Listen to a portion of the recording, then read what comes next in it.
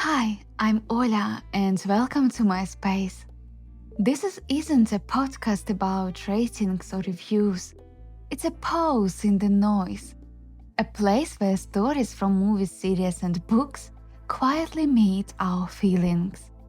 A small corner to exhale, to listen within, and to remember that emotions aren't a flaw, they prove that we are alive.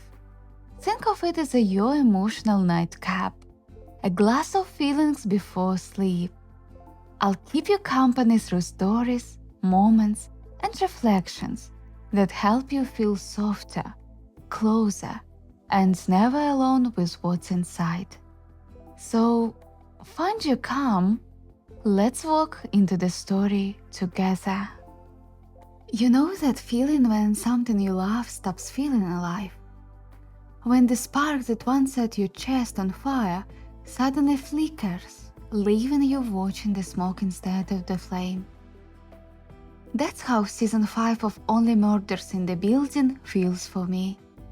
A story that used to breathe with human warmth, now wrapped in a beautiful packaging that somehow forgot the pulse inside. There was a time when this series felt like a sparkle. Season 1 made us fall in love not with the murder, but with the echo of loneliness. 3 people using a podcast to fill the silence in their own hearts. Charles afraid to trust after being betrayed by love.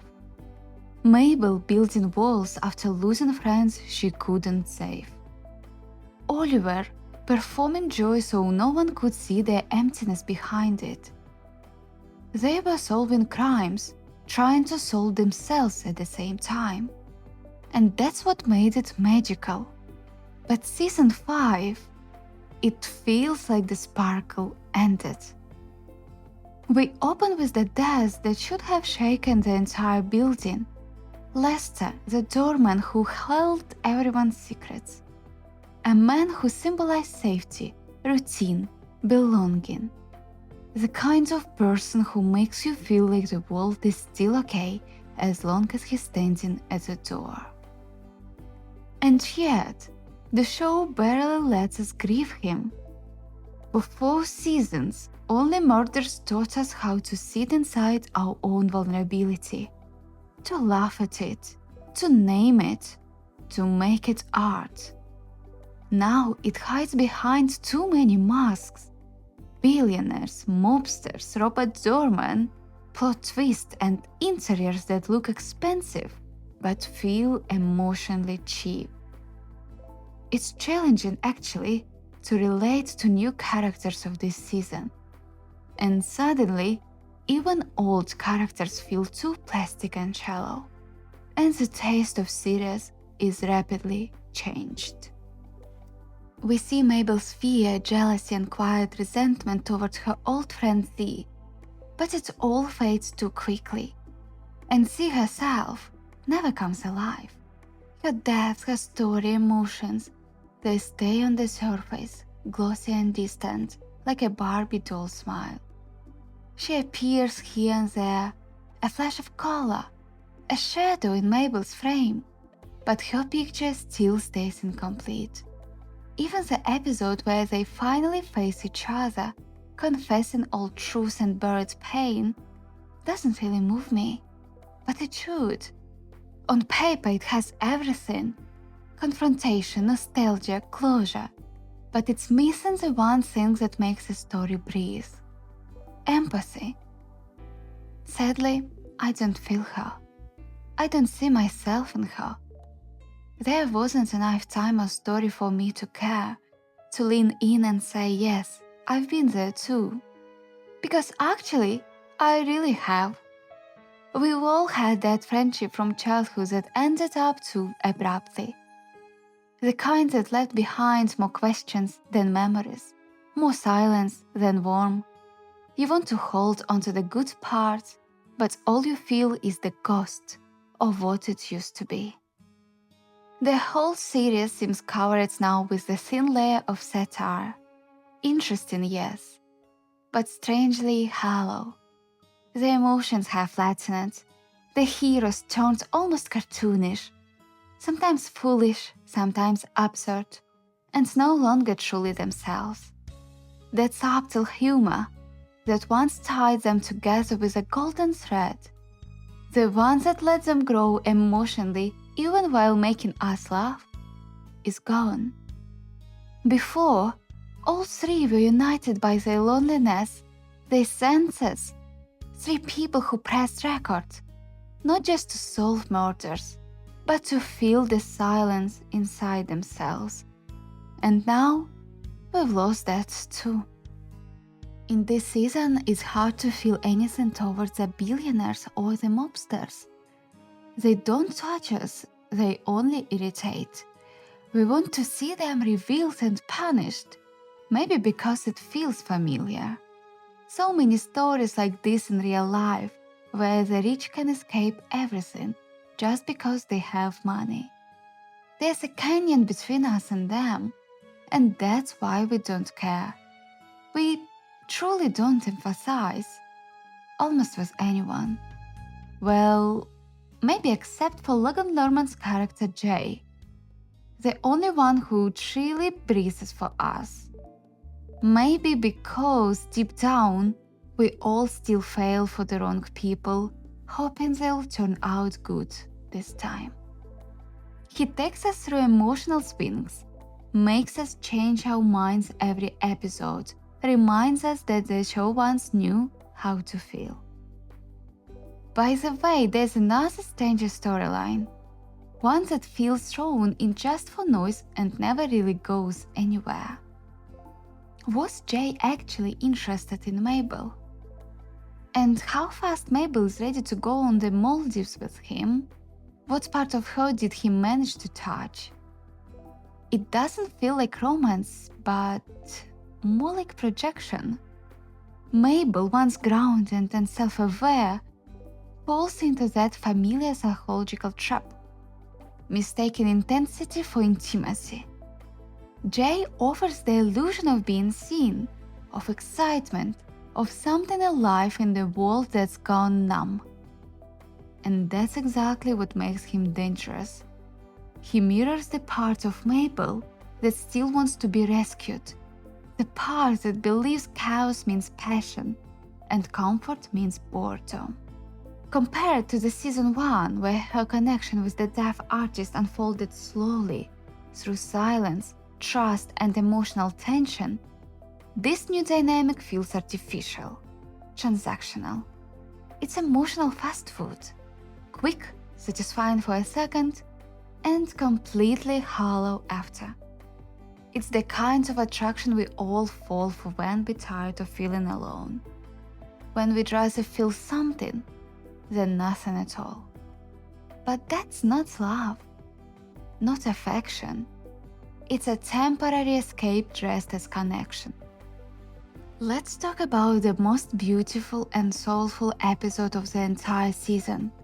The one where, finally, the writers and director remembered what Only Murders in the Building was always truly about: humanity. It's the episode dedicated entirely to Lester, the doorman, the quiet observer, the man who had been there all along. In just one chapter, they managed to give us more heart, more truth, and more life than in the rest of the season combined. We learned so much about him and somehow about ourselves. Lester began his career in the Arconia when he was young, full of hope, ready to conquer New York. How familiar that sounds, doesn't it? That electricity of arrival, when you're standing in a big city, feeling like the whole world might just open its doors if you knock loudly enough. We all start that way, bright-eyed, brave, a little reckless, certain that life will bend if we want it to. And yet, somewhere along that way, their confidence fades. Not because it disappears, but because we learn to hide it. We bury it under the responsibilities, expectations, all those invisible rules written by someone else long before we got here. That's what happened to Lester. His career never became what he dreamed it would be. The world didn't unfold the way he imagined. And yet, life gave him something far greater. A quiet kind of success, the kind that doesn't make headlines but makes home. He found love, stability, a person who stood by him day after day, year after year. The Arconia brought those hearts together, just as it always has and always will. Watching Lester's story, we see his essence, his purity, acceptance, gentle naivety that never turned bitter. He reminds us of a part of ourselves we rarely show anymore, the one that still believes in kindness, small joys, simple purpose. His episode is a breath of honesty in a season that often felt artificial. It's tender, nostalgic, and painfully human. For once, we don't just watch a story, we feel it again. And maybe that's why Lester's absence still aches long after. Because through him, we remembered what it means to care. And maybe I know the real problem of this season. It's simply too full of everything and somehow empty at the same time. The plot burst at the seams. Mobsters, billionaires, secret casinos, a mysterious widow, and a parrot of side characters fighting for space in just 10 episodes. It's too much for the story to breathe. The clues don't unfold. It seems they collide. The mystery doesn't build tension, it spills over. Instead of following a thread, we handed a box of puzzle pieces with no picture on the cover, expected to make sense of it, but never given the satisfaction of seeing it come together. Season 5 doesn't give its characters or us the space to process anything. It rushes through what could have been the most vulnerable moments: grief, envy, confusion, self-awareness, as if afraid to pause. But healing, just like storytelling, needs time. When you strip away the layers of comedy, the true heart of Only Murders in the Building was never about who did it. It was always about why people need to connect, why loneliness turns into curiosity, why grief becomes obsession, why three strangers feel safer recording a podcast than saying, "I'm scared and lonely" out loud. That's the alchemy this season forgot. The emotional architecture that made the Arconia feel like a living organism. Maybe I'm too sentimental. Maybe I am just missing the pulse the show used to have. The one that made you want to text a friend right after watching. But I'm curious, how did you feel watching this season? Did it still move you? Or do you also feel like something essential quietly slipped away? Thank you so much for listening this episode.